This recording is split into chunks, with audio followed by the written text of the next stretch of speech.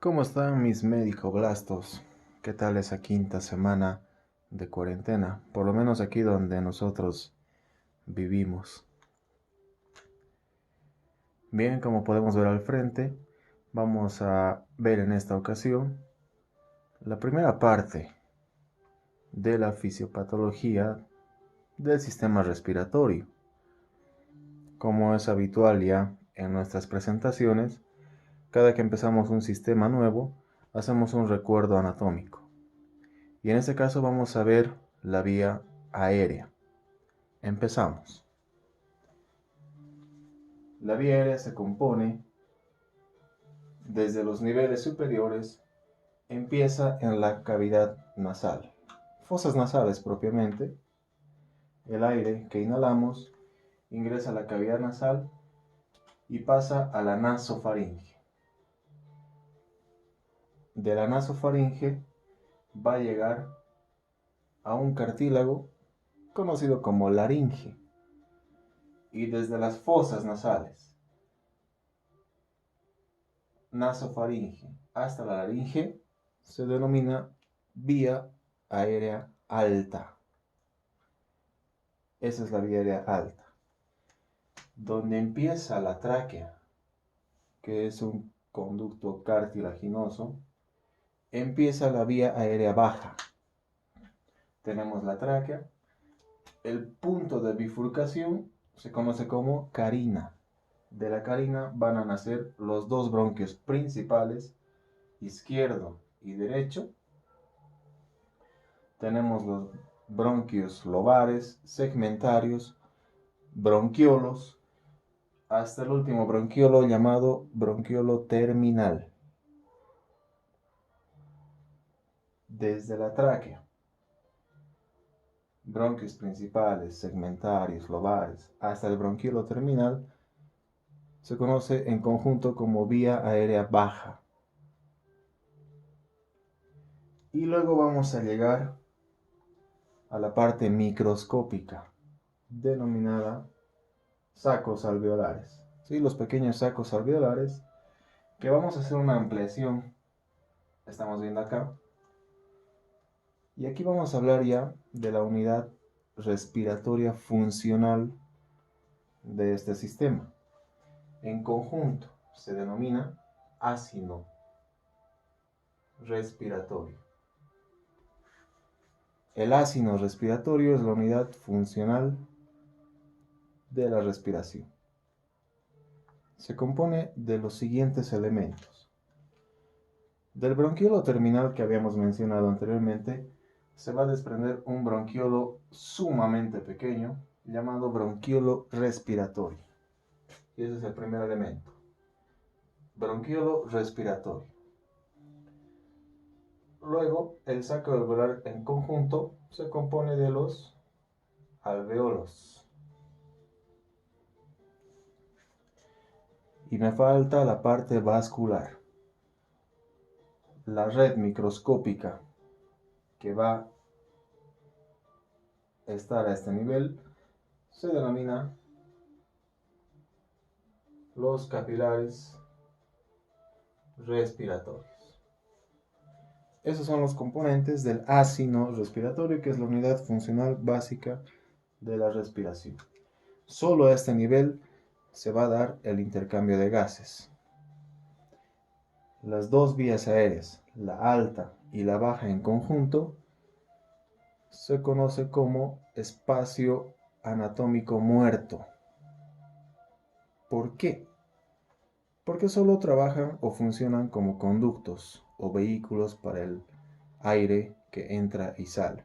En ninguno de estos niveles ocurre el intercambio gaseoso, solo en el ácido, ¿sí? Entonces, esa es la función principal de este sistema respiratorio, que es el intercambio de gases, pues para nuestras funciones vitales. Y aquí entramos un poquito ahora a fisiología de la respiración. Teniendo claro la parte anatómica, que la vamos a pasar así de breve, sabemos, para terminar la revisión anatómica, sabemos que los pulmones derecho e izquierdo no son exactamente iguales. El pulmón derecho tiene 3 lóbulos, ¿sí? Aquí está la cisura horizontal y la basal. En cambio, el pulmón izquierdo solo tiene 2 lóbulos, ¿no? Con la cisura. Sabemos que la pleura, ¿sí? Que es la membrana serosa que recubre al pulmón, se divide en 2 capas. Una pleura visceral, que está en contacto estrecho con el pulmón, y una pleura parietal, que la va a unir hacia la pared torácica. Y el espacio entre las 2 pleuras se denomina espacio pleural. ¿Sí? Pasamos a ver un poquito de fisiología.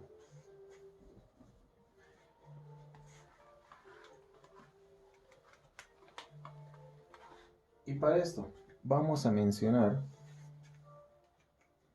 que la función respiratoria, ¿sí? La función respiratoria depende de 4 mecanismos, que son los siguientes. 1, 2, 3, 4. Depende de la ventilación, depende de la perfusión, depende del cociente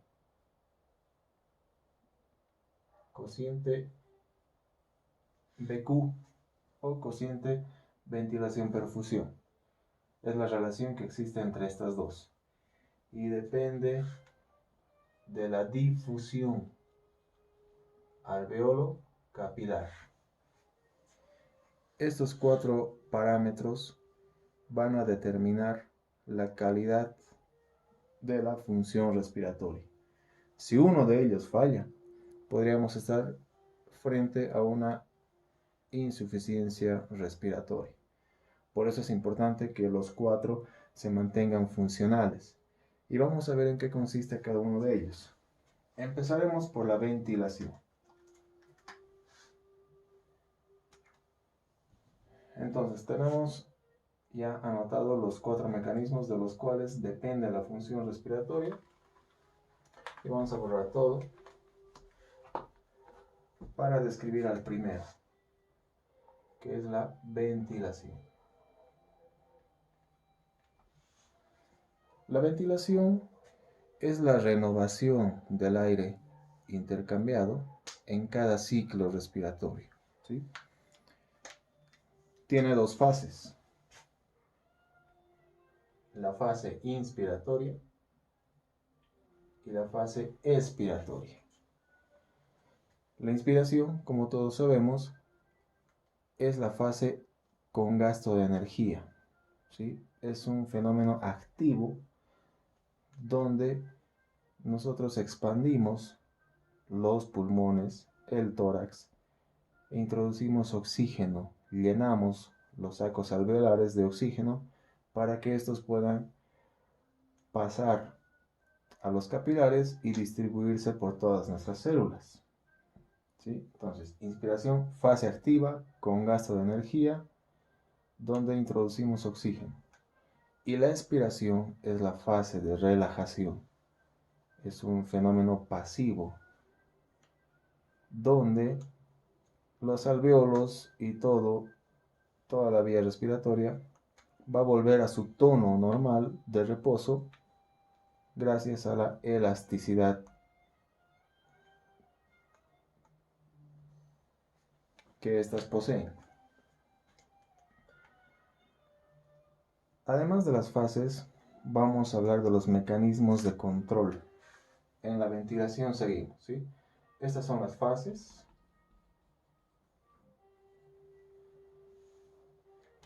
Ahora vamos a hablar de los mecanismos de control.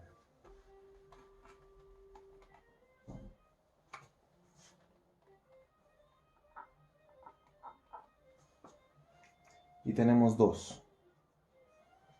Por un lado, tenemos que la ventilación es autónoma, ¿sí? El control autónomo. Y como segundo vamos a tener el voluntario. Y aquí vamos a hablar de algo que les gusta a los estudiantes de medicina. Vamos a hablar de neuroanatomía y neurofisiología, ¿sí?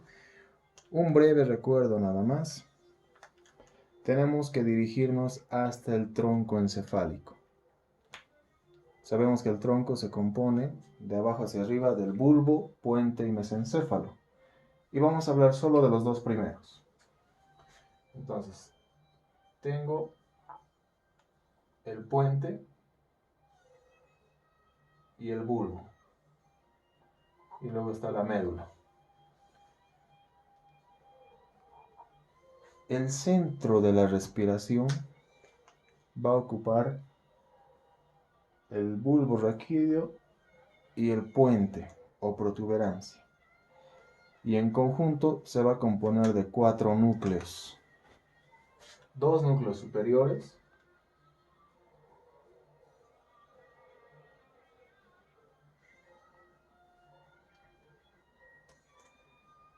y 2 núcleos inferiores.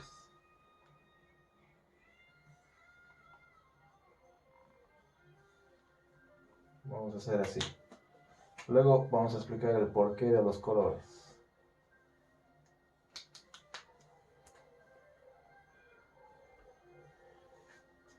Vamos a dar los nombres de los núcleos.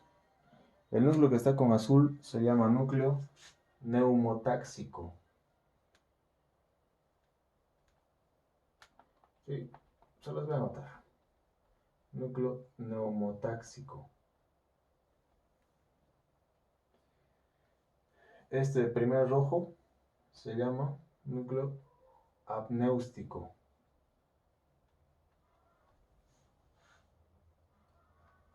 Este otro núcleo rojo, ya en el bulbo, se llama núcleo dorsal.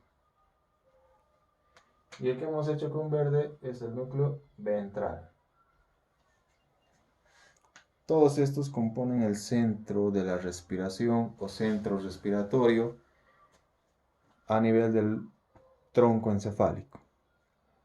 Y aquí vamos a hacer una analogía, una comparación con el corazón. ¿Sí? Porque igual es un órgano autónomo.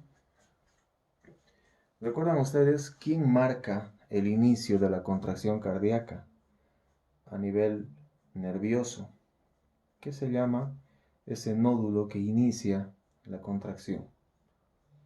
En el corazón es el nódulo sinusal, ¿sí? O nódulo de Kate-Flagg también se llama. En términos comunes se lo conoce como el marcapaso biológico, ¿sí? Un órgano totalmente autónomo del cual depende la contracción cardíaca y todo lo que deriva de esta. Al igual que el corazón, el sistema respiratorio también tiene su marcapaso, es decir, aquel que inicia el estímulo respiratorio. ¿Cuál de estos 4 será ese marcapaso? Por alguna razón,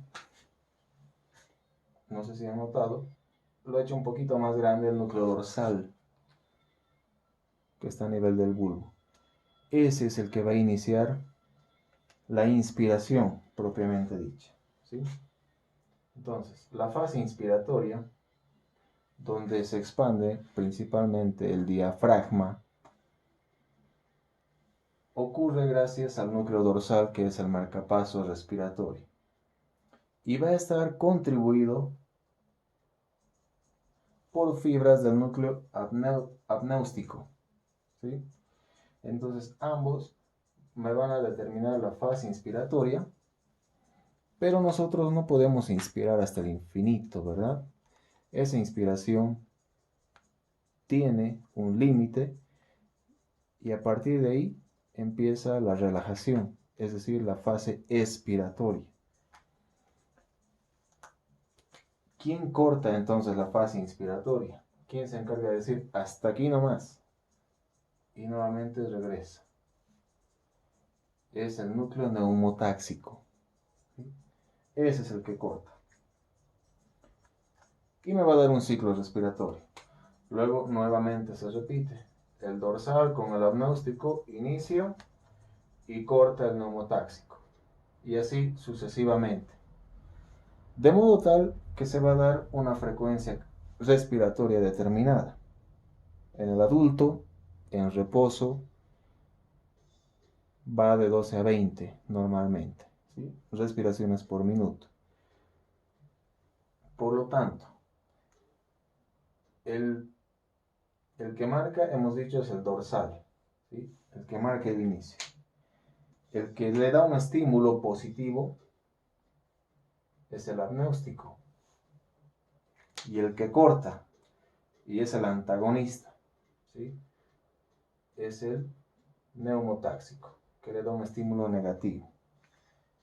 Entonces, no se confundan con esto. Lo que quiero es que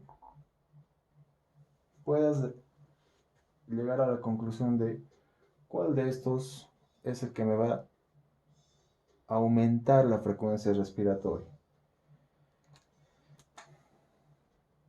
¿Qué pasa si esta inspiración tiene un periodo más prolongado y no hay un estímulo que corte? No hay el estímulo neumotáxico. Entonces la frecuencia respiratoria se va a hacer más lenta, ¿no? Pero ¿qué pasa si el neumotáxico corta en intervalos más seguidos? Más intervalos, mayor frecuencia. Por lo tanto, el neumotáxico incrementa la frecuencia respiratoria. Y el apnéustico disminuye la frecuencia respiratoria, ¿sí? Eso es importante recordar. Pero hemos hablado de tres. ¿Y dónde entra este señor, el núcleo ventral? Bien. Personas que hacen actividad física, que hacen deporte de cardio sobre todo. ¿Qué ocurre cuando se agotan las reservas de ATP y de oxígeno y empieza una ventilación más forzada, más evidente? Ahí es donde participa el núcleo ventral.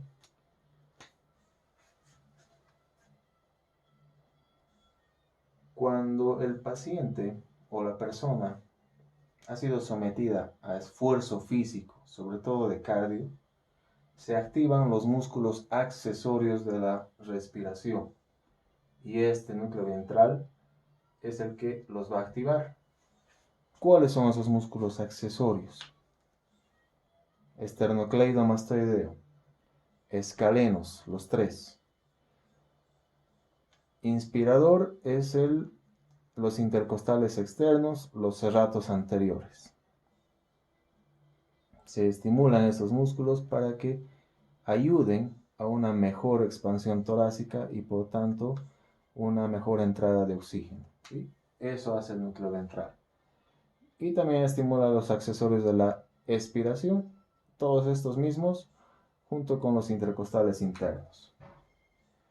Todos estos en reposo y este durante el esfuerzo físico. De esa manera trabaja el control respiratorio autónomo. ¿Y cuándo trabaja el voluntario? ¿Y a qué se debe? ¿Por qué se llama voluntario?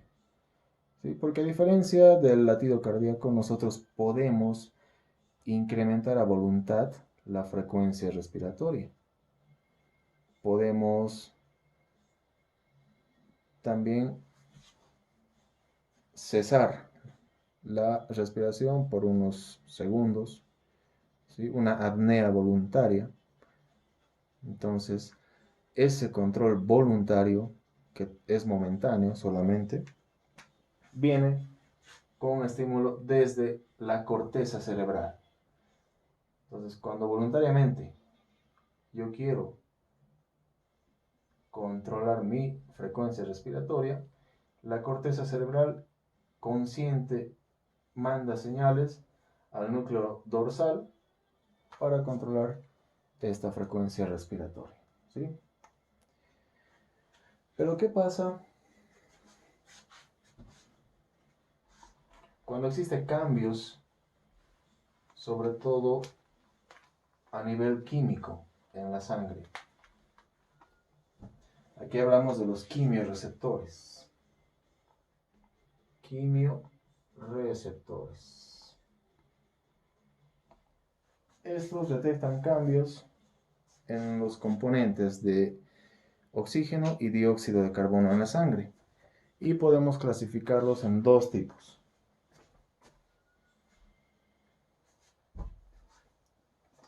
Tenemos los centrales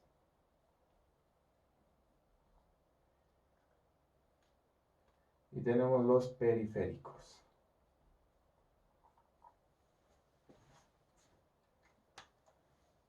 Los quimiorreceptores centrales se encuentran también en el tronco encefálico, ¿sí? En el tronco encefálico, cerca del centro respiratorio, y son sensibles sobre todo al aumento de la presión parcial de CO2. En otras palabras, son sensibles a la hipercapnia. Esto es hipercapnia. Y en menor cantidad al aumento de hidrogeniones. ¿Por qué decimos en menor cantidad? Porque los hidrogeniones no atraviesan la barrera hematoencefálica y no pueden llegar a estos quimiorreceptores centrales. Entonces, principalmente aumento de la PCO2, lo que se traduce como hipercapnia. Y los periféricos, ¿dónde se encuentran? ¿Recuerdan? Después del callado aórtico, tengo la subclavia y la carótida común. La carótida común, a la altura del cartílago tiroides, se divide en carótida externa y carótida interna. Por detrás de la carótida de la bifurcación existe una pequeña masa nerviosa, que es el glomus o cuerpo carotídeo. El cuerpo carotídeo, que está inervado por dos pares, el glosofaringeo y el vago. Es el que va a detectar cambios en la concentración, principalmente déficit de oxígeno, ¿sí? Hipoxia, disminución de la PO2, quimiorreceptores periféricos, hipoxia, hipercapnia, que es el aumento de la PCO2, los centrales. Entonces, si necesito incrementar la frecuencia respiratoria, ¿cuál de los núcleos va a estimularse? Si han respondido el neumotáxico, es correcto. Y a veces no es suficiente eso. Si necesito activar los músculos accesorios de la respiración, ¿cuál de los núcleos se va a activar? La respuesta es el núcleo ventral. Muy bien. Esos son los quimiorreceptores. Ese es el control de la ventilación, las fases inspiración y expiración. Una con gasto de energía activa, la otra pasiva, sin gasto de energía. Pasemos al segundo mecanismo que garantiza una buena función respiratoria. Hablamos de la perfusión. Y eso está relacionado, obviamente, con el sistema circulatorio, la cantidad de sangre que le llega. Bien, la perfusión va a estar determinada por el gasto cardíaco del ventrículo derecho. ¿Por qué del ventrículo derecho? De este sale el tronco pulmonar, que es el que va a llevar sangre a la circulación menor o pulmonar. Entonces depende de este gasto cardíaco.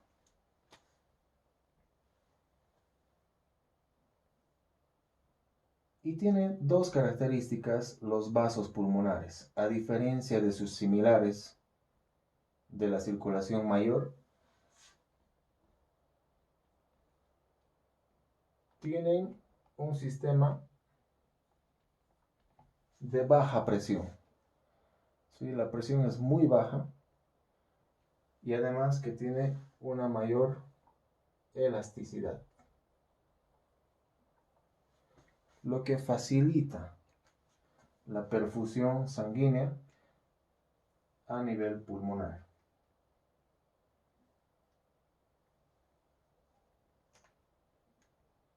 Simplemente eso en la perfusión, ¿sí? Depende del gasto cardíaco del ventrículo derecho porque de ahí sale el tronco pulmonar. ¿Y cómo son los vasos pulmonares? Tienen menor presión y mayor elasticidad que sus similares de la circulación mayor, lo que facilita la perfusión y por tanto la función respiratoria. Pasemos al número 3. Aquí directamente lo vamos a explicar. El cociente BQ se llama. O simplemente relación ventilación, que era el 1, y perfusión, que es el 2. ¿Sí? No se abrevia P, se abrevia Q. Entonces, ¿a qué se refiere este cociente BQ o la relación ventilación-perfusión? Me dice que el volumen de sangre perfundido tiene que ser igual al volumen ventilatorio. Por eso compara los dos primeros parámetros. Entonces, ¿cuánto es el gasto cardíaco en un adulto dentro de los parámetros, dentro de la media? El gasto cardíaco es aproximadamente unos 5 litros de sangre, ¿sí? Por minuto. Esto es el volumen minuto, por si acaso. Me estaba olvidando de esa unidad. Por minuto entonces se perfunden 5 litros de sangre. Y este cociente de BQ me dice que el volumen ventilatorio también debe ser 5 litros. Es decir, todo lo que se perfunde tiene que intercambiarse. Tiene que ser sometido al intercambio de gases en el proceso ventilatorio. ¿Qué pasaría, por ejemplo, si alteramos los valores y el volumen perfundido es 6 litros, pero el volumen ventilatorio es 3? Prácticamente es el doble, ¿no? La relación sería 2 a 1. En condiciones normales, la relación es 1 a 1. Pero en este caso vemos que la perfusión es el doble que la ventilación. Entonces la relación se dice que es de 2 a 1. Y finalmente vamos a hablar del último mecanismo, del número 4, que se refiere a la difusión alveolo capilar. Es muy importante. Difusión alveolo capilar. El nombre me dice ya en qué consiste esta. ¿Sí? Va a ser el paso mismo de los gases entre el alveolo y el capilar. Y aquí hay un mnemotécnico muy interesante, ¿sí? Donde yo tengo el alveolo y tengo el capilar. Y el mnemotécnico es la regla de los 2. 2, 2, 2. Tengo dos presiones. ¿Sí? Tengo dos presiones. ¿Cuáles son? Perdón, son dos gases. Dos gases. ¿Cuáles son? El oxígeno y el CO2. Tengo dos fases. Inspiratoria, expiratoria. Y tengo dos compartimentos. ¿Cuáles son esos compartimentos? Por un lado, el alveolo y por otro lado el capilar. Entonces debo tomar en cuenta esto, ¿sí? La regla de los dos. Dos gases, dos fases, inspiración-expiración, y dos compartimentos, alveolo y capilar. Y aquí voy a utilizar un principio físico muy simple, que tiene que ver con las presiones.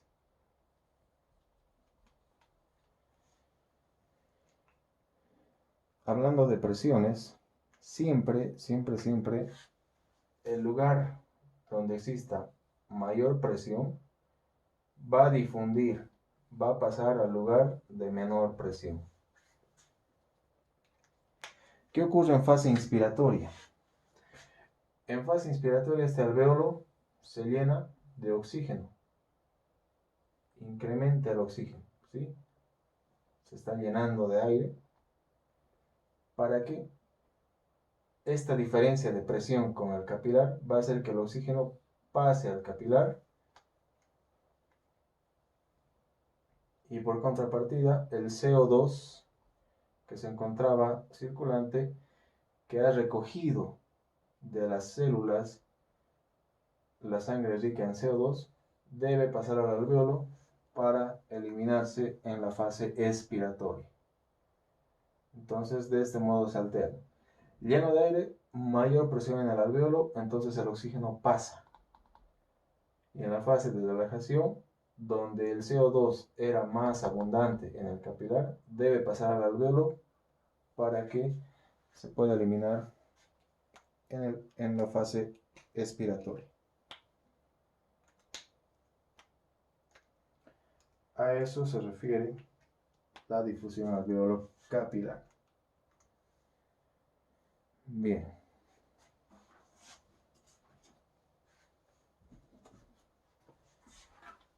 Entonces hemos revisado los 4 mecanismos de los cuales depende la función respiratoria. Y también mencionamos que si uno de estos falla, pues podríamos estar frente a una insuficiencia respiratoria ventilatoria que va a ser motivo de otra clase.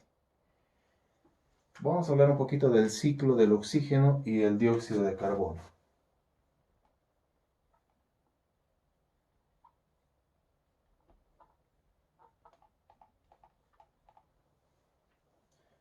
¿Quién transporta el oxígeno y el dióxido de carbono?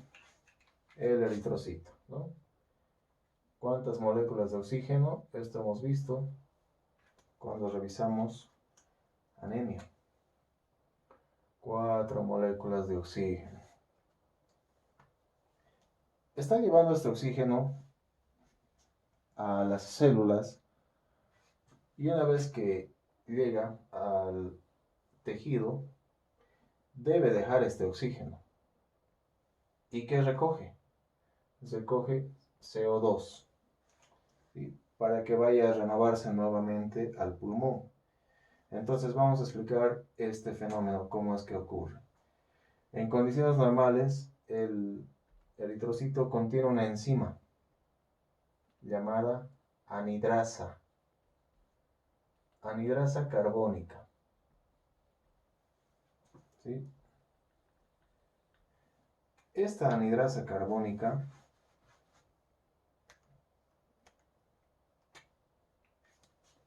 cuando detecta moléculas de CO2 en el eritrocito, se activa y va a reaccionar junto con el agua. Sabemos que siempre hay agua. Entonces, anidrasa carbónica en presencia del agua convierte al CO2 y lo va a disociar junto con esta molécula de agua. ¿En qué se disocia? En bicarbonato e hidrogeniones. Entonces, cuando ha recogido el CO2, se activa la anidrasa y en presencia de agua se disocia estas moléculas y me resulta esto: bicarbonato e hidrogeniones. El bicarbonato sabemos que contrarresta la acidez y el hidrogenión tiene mucha mayor afinidad con la hemoglobina que el oxígeno. Por lo tanto, este hidrogenión va a venir y va a desplazar al oxígeno. El oxígeno pasa a la célula que requiere y aquí se queda el hidrogenio y va a ir al sistema pulmonar hasta el alveolo a renovarse. El fenómeno ocurre a la inversa y el ciclo se repite. ¿Sí? Hacemos un breve repaso más para que quede claro. El eritrocito, que inicialmente está cargado de oxígeno, va a llegar al tejido objetivo para dejar este oxígeno. Entonces, recoge el dióxido de carbono y esto activa a una enzima llamada anidrasa carbónica, que en presencia del agua, estas moléculas se van a disociar en otras dos, el bicarbonato y los hidrogeniones. Y el hidrogenión tiene mayor afinidad por la hemoglobina que el propio oxígeno y por lo tanto lo va a desplazar, va a ocupar su lugar y el oxígeno va a pasar a la célula, ¿sí? A nutrirla para que lleve a cabo sus funciones. Una vez que llega al alveolo, el fenómeno ocurre a la inversa para cargarse nuevamente de oxígeno y el ciclo se repite. Bien, esta ha sido una revisión poco anatómica y fisiológica del sistema respiratorio. Es necesaria para poder comprender los fenómenos que van a ocurrir a este nivel. Vamos a hablar de causas de insuficiencia respiratoria. Vamos a relacionar mucho también con la semiología. Entonces, hasta aquí la clase de hoy y nos vemos en otra ocasión.